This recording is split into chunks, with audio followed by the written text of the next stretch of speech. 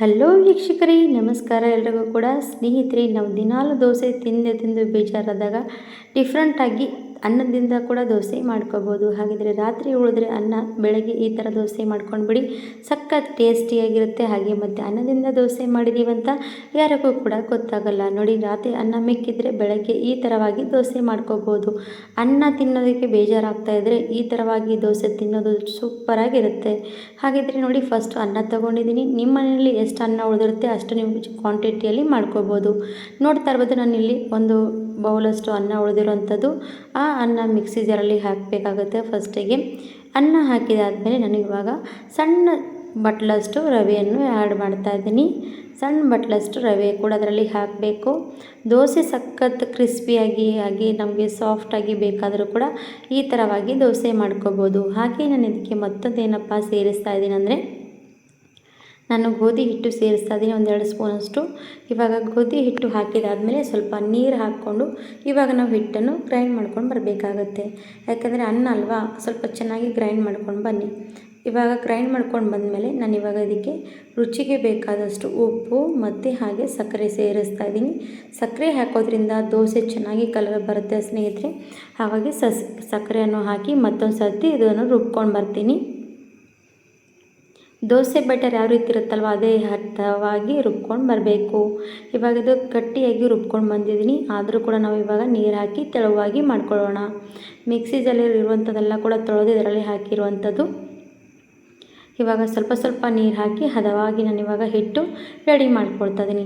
ಸ್ನೇಹಿತರೆ, ಅನ್ನ ಮಿಕ್ಕಿದ್ರೆ ಈ ಥರವಾಗಿ ದೋಸೆ ಒಂದು ಸರ್ತಿ ನೀವು ತಿಂದು ನೋಡಿ, ಮನೆಯವರಿಗೆ ತಿನ್ನಿಸಿ, ಮತ್ತೆ ಇದೇ ರೀತಿಯಾಗಿ ಅವರು ಕೂಡ ಬೇಡ್ತಾರೆ. ಹಾಗಾಗಿ ಎಷ್ಟು ಅನ್ನ ಮಾಡಬೇಕಾಗತ್ತೆ ನೋಡಿ, ಇಷ್ಟು ಸಖತ್ ರುಚಿಯಾಗಿರುತ್ತೆ.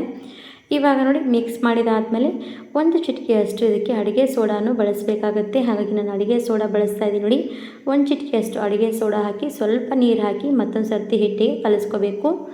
ಬನ್ನಿ, ಹಾಗಿದ್ರೆ ಇವಾಗ ಹಿಟ್ಟು ರೆಡಿ ಆಯಿತು. ದಿಢೀರವಾಗಿ ಇನ್ಸ್ಟಂಟ್ ದೋಸೆ ಅನ್ಬೋದು. ಹಾಗಾದರೆ ಇವಾಗ ತವಾ ಕೂಡ ಬಿಸಿ ಆಗ್ತಾಯಿದೆ. ತವಾ ಬಿಸಿ ಆದಾಗ ತವಾ ಮೇಲೆ ಹಾಕುವಾಗ ನಾವು ಕೇರ್ ಮಾಡಬೇಕಾಗತ್ತೆ. ಈ ಥರ ಕೇರ್ ಮಾಡಿದ್ವಿ ಅಂದರೆ ದೋಸೆ ಪರ್ಫೆಕ್ಟಾಗಿ ಬರುತ್ತೆ. ಫಸ್ಟಿಗೆ ನೋಡಿ, ಈ ಥರ ಸ್ವಲ್ಪ ಎಣ್ಣೆ ಹಾಕಿ ಎಲ್ಲ ಕಡೆ ಸವರಿ ಈ ಥರ ಒರೆಸ್ಕೊಂಡು ತೊಗೊಂಡಿದ್ದೀನಿ. ಈಗೆಲ್ಲ ಒರೆಸ್ಕೊಂಡು ತೊಗೊಂಡಾದ್ಮೇಲೆ ಮತ್ತೊಂದು ಸರ್ತಿ ನಾವೇನು ಮಾಡಬೇಕಾಗತ್ತೆ ಅಂದರೆ, 1 ಸ್ಪೂನಷ್ಟು ಎಣ್ಣೆ ಹಾಕಿ ಎಲ್ಲ ಕಡೆ ಸ್ಪ್ರೆಡ್ ಮಾಡ್ಕೊಂಡ್ಬಿಡಿ. ಈ ಥರ ಫಸ್ಟಿಗೆ ಸ್ಪ್ರೆಡ್ ಮಾಡ್ಕೊಂಡಿವಿ ಅಂದರೆ ಆಗಲ್ಲ. ಹಾಗಾಗಿ ಈ ಥರ ಫಸ್ಟ್ ಒರೆಸ್ಕೊಂಡು ಈ ಥರ ಎಣ್ಣೆ ಹಾಕಬೇಕು. ಆಮೇಲೆ ಇವಾಗ ದೋಸೆ ಬ್ಯಾಟರ್ ಇದರಲ್ಲಿ ಹಾಕ್ತಾಯಿದ್ದೀನಿ ನೋಡಿ ತವ ಮೇಲೆ. ಇವಾಗ ನೋಡಿ, ದೋಸೆ ಬ್ಯಾಟರ್ ಹಾಕಿ ಅಗಲವಾಗಿ ಮಾಡ್ತಾಯಿದ್ದೀನಿ. ನಿಮಗೆ ತೆಳುವಾಗಿ ಬೇಕಂದರೆ ತೆಳುವಾಗಿ ಕೂಡ ಹಾಕ್ಬೋದು, ಸೆಟ್ ದೋಸೆ ಥರ ಕೂಡ ಹಾಕ್ಬೋದು. ಸೇಮ್ ನೋಡ್ತಾ ಇರ್ಬೋದು, ಸೆಟ್ ದೋಸೆ ಯಾವ ರೀತಿಯಾಗಿ ಬಬಲ್ಸ್ ಬರುತ್ತಲ್ವ ಸ್ನೇಹಿತರೆ, ಅದೇ ರೀತಿಯಾಗಿ ಬಬಲ್ಸ್ ಬರುತ್ತೆ. ತುಂಬಾ ಸಾಫ್ಟಾಗಿ ಆಗುತ್ತೆ ದೋಸೆ ಕೂಡ. ಈ ಥರ ನಾವು ದೋಸೆ ಸೈಡಿಗೆಲ್ಲ ಎಣ್ಣೆ ಹಾಕಬೇಕಾಗತ್ತೆ. ಯಾಕಂದರೆ ಎಣ್ಣೆ ಹಾಕಿದ್ರಿ ಅಂದರೆ ದೋಸೆ ಸೈಡಲ್ಲೆಲ್ಲ ಚೆನ್ನಾಗಿ ಬಿಟ್ಕೊಳ್ತಾ ಬರುತ್ತೆ. ಹಾಗಾಗಿ ದೋಸೆ ಸೈಡಲ್ಲೆಲ್ಲ ಎಣ್ಣೆ ಹಾಕ್ಕೊಳ್ಳಿ. ಹಾಗೆ ಸಣ್ಣ ಅಂದರೆ ಮೀಡಿಯಮ್ ಉರಿ ಇಟ್ಕೊಂಡು ಚೆನ್ನಾಗಿ ದೋಸೆ ಬೇಯಿಸಬೇಕು. ಕಲರ್ ಮಾತ್ರ ತುಂಬಾ ಸಖತ್ತಾಗಿ ಬರುತ್ತೆ. ದೋಸೆ ಅಕ್ಕಿ ಹಿಟ್ಟಿನಿಂದ ಅನ್ನದಿಂದ ಮಾಡಿದ್ದೀವಿ ಅಂತ ಯಾರಿಗೂ ಕೂಡ ಗೊತ್ತಾಗಲ್ಲ ಸ್ನೇಹಿತರೆ. ಯಾಕಂದರೆ ನಾವು ಅಕ್ಕಿ ಹಿಟ್ಟು ಬಳಸ್ತೀವಿ, ರಾಗಿ ಹಿಟ್ಟು ಬಳಸ್ತೀವಿ, ಜೋಳದ ಹಿಟ್ಟು ಬಳಸ್ತೀವಿ. ಈ ರೀತಿಯಾಗಿ ಎಲ್ಲ ನಾವು ಹಿಟ್ಟಲ್ಲಿ ಅನ್ನ ದೋಸೆ ಹಾಕಿ ಮಾಡ್ಕೊಂಡಿರ್ತೀವಿ. ಅದೇ ಅನ್ನದಲ್ಲಿ ದೋಸೆ ಮಾಡೋದು ಇದೆ ಫಸ್ಟ್ ಟೈಮ್ ಅನ್ನೋರು ಈ ಥರ ಟ್ರೈ ಮಾಡಿದ್ರೆ ಸಾಕು. ತುಂಬಾ ಕಲರ್ಫುಲ್ಲಾಗಿ ದೋಸೆ ಅನ್ನದಿಂದ ಮಾಡಿರೋಂಥ ರುಚಿನೇ ಬೇರೆ ಇರುತ್ತೆ ಸ್ನೇಹಿತರೆ. ನೋಡಿ, ಇವಾಗ ಈ ದೋಸೆ ರೆಡಿ ಆಯಿತು. ಈ ದೋಸೆ ತವಾಯಿಂದ ತೆಗಿತಾ ಇದ್ದೀನಿ. ಎಷ್ಟು ಸೂಪರಾಗಿ ಬಂದಿದೆ ಅಂತ ನೋಡ್ಬೋದು ನೀವು ಕೂಡ. ಮತ್ತೊಂದು ದೋಸೆ ಇದೇ ರೀತಿಯಾಗಿ ಹಾಕ್ಕೊಳ್ತೀನಿ. ಸೇಮ್ ಇದೇ ರೀತಿಯಾಗಿ ಫಸ್ಟಿಗೆ ಸ್ವಲ್ಪ ಈ ಥರ ನೀರು ಹಾಕ್ಕೊಂಡು ಒರೆಸ್ಕೊಂಡು ಮತ್ತೆ ಎಣ್ಣೆ ಹಾಕಿ ಮತ್ತೆ ದೋಸೆ ತವ ಮೇಲೆ ಹಾಕಬೇಕು. ಈ ಥರ ನಿಮಗೆ ಸೆಟ್ ದೋಸೆ ಬೇಕಾ, ನಿಮಗೆ ತೆಳುವಾಗಿ ಬೇಕಾ, ಅದು ನಿಮ್ಗೆ ಇಷ್ಟದ ಪ್ರಕಾರ ದೋಸೆ ಹಾಕ್ಬೋದು. ಫಸ್ಟ್ ದೋಸೆ ಇದೇ ರೀತಿಯಾಗಿ ಹಾಕ್ಕೊಳ್ತಾ ಹೋದ್ವಿ ಅಂದರೆ ದೋಸೆ ಚೆನ್ನಾಗಿ ಬರುತ್ತೆ. ಹಾಗೆ ಅನ್ನ ಜಾಸ್ತಿ ಮಿಕ್ಕಿದರೆ ಜಾಸ್ತಿ ಕ್ವಾಂಟಿಟಿಯಲ್ಲಿ ಕೂಡ ಹಿಟ್ಟು ರುಬ್ಕೋಬೋದು. ನಾನಿವಾಗ ನಮ್ಮ ಮನೆಯಲ್ಲಿ ಅನ್ನ ಎಷ್ಟು ಮಿಕ್ಕಿತ್ತು ಅಷ್ಟರಲ್ಲೇ ಮಾಡಿ ತೋರಿಸ್ತಾ ಇದ್ದೀನಿ. ಹಾಗಾಗಿ ಎಲ್ಲರ ಮನೆಯಲ್ಲಿ ಬೆಳಗ್ಗೆ ಅನ್ನ ತಿನ್ನೋದಕ್ಕೆ ಎಲ್ಲರೂ ಕೂಡ ಬೇಜಾರು ಪಡ್ತಾರೆ. ಈ ಥರ ರಾತ್ರಿ ಅನ್ನ ಇದ್ದರೆ ಈ ಥರ ದೋಸೆ ಮಾಡ್ಕೊಂಡು ತಿಂದು ನೋಡಿ.